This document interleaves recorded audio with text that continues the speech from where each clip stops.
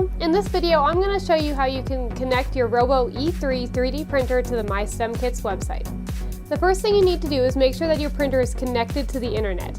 As you can see here, mine is connected via Wi-Fi, but you can also use an Ethernet cable. Once you're connected to the internet, go into Tools and then Network. That's also where you would set up your internet. Then click Cloud.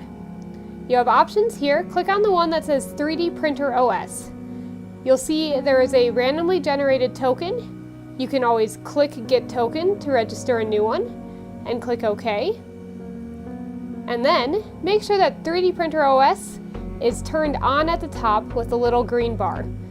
Remember that code because you're going to use it on the MyStemKits website. On your computer, navigate to mystemkits.com and then log in. From here, click Add Printers, or you can go to Printer Management in the side tab.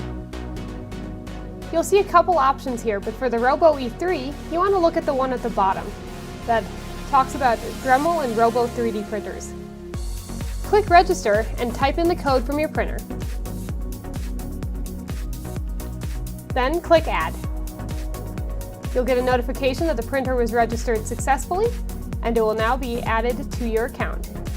Your printer will then appear at the top where you can rename it, and now it will be available to you at any point when you are looking to print. You can then view and manage all of your available printers from the Printer Management tab on the left-hand side. Thank you for watching. Have a wonderful day.